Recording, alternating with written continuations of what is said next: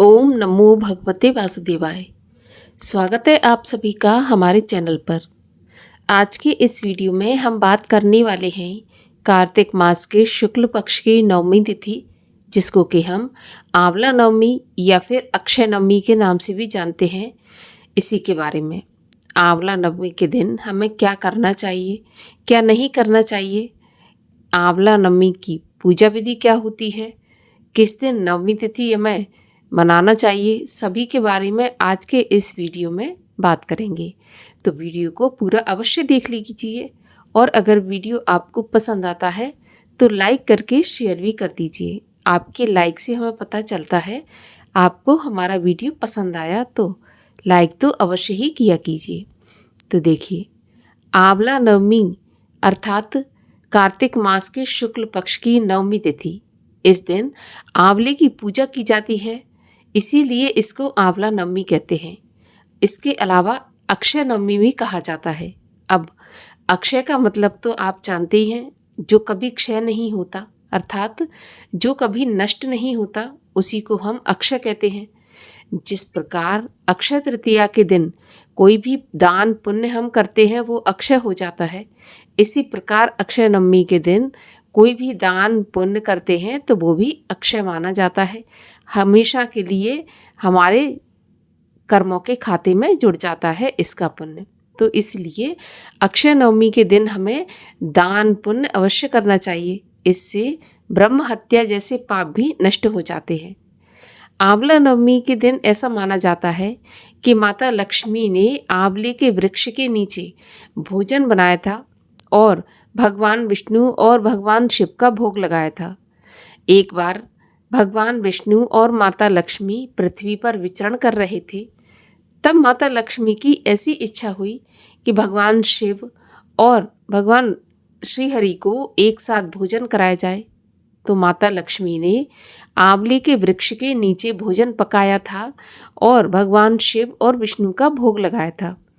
ऐसी तभी से परंपरा है कि इस दिन आंवले के वृक्ष के नीचे भोजन बनाकर यदि भोजन करते हैं तो सभी प्रकार के कष्टों से छुटकारा मिलता है। शारीरिक रोग, मानसिक रोग, आर्थिक दोष जो भी हो, सब समाप्त हो जाते हैं, क्योंकि आंवले के वृक्ष में ब्रह्मा विष्णु महेश का निवास रहता है। और ऐसा माना जाता है कि आंवले के वृक्ष में माता लक्ष्मी का निवास होता है। आंवले की पत्तियों में कण कण में, कहने का मतलब जो आंवले का जो कण कण है उसमें माता लक्ष्मी भगवान विष्णु का निवास रहता है। तो इसीलिए आंवले के वृक्ष की पूजा आंवला नवमी के दिन अवश्य करनी चाहिए। और खाया बिल्कुल नहीं जाता, आंवले को आंवला नवमी के दिन खाना नहीं चाहिए। पूजा विधि की बात अगर मैं करूं तो प्रातःकाल स्नान आदि से निवृत्त होने के बाद थोड़ा सा कच्चा दूध मिलाकर जल अर्पित करें। इसके बाद रोली, कुमकुम, चावल से आंवले के वृक्ष की पूजा करें। 7 परिक्रमा करना चाहिए और खीर पूरी का भोग लगाना चाहिए।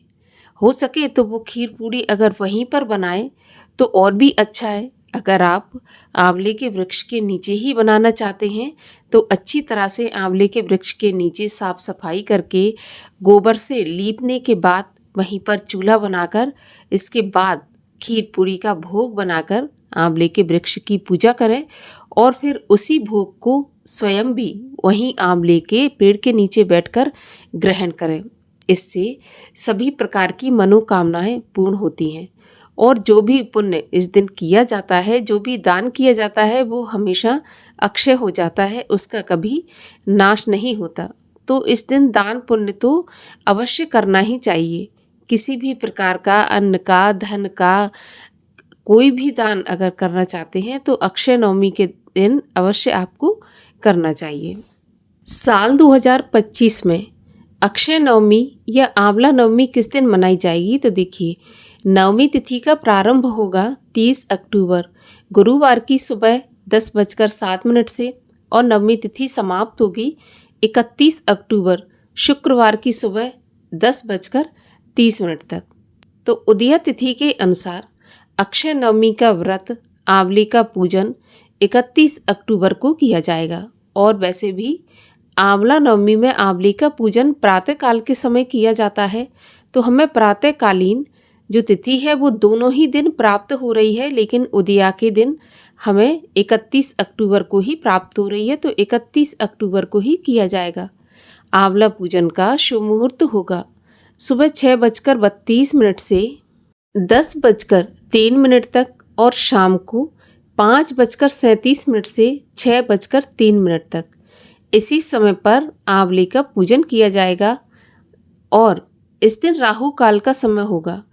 30 अक्टूबर को राहु काल का समय होगा दोपहर 1:30 बजे से 3 बजे तक और 31 अक्टूबर राहु काल का समय होगा सुबह 10:30 बजे से 12 बजे तक। और राहु काल के समय की गणना अशुभ समय में होती है, तो इस समय पर कोई भी पूजा पाठ करने से बचें, शुभ काम करने से बचें या नया काम शुरू करने से बचें। तो आशा करती हूँ वीडियो आपके लिए उपयोगी होगा। वीडियो अगर पसंद आए तो लाइक करके शेयर करिए और चैनल को भी सब्सक्राइब कर लीजिए। मिलते हैं अगले वीडियो में, तब तक के लिए हरे कृष्णा।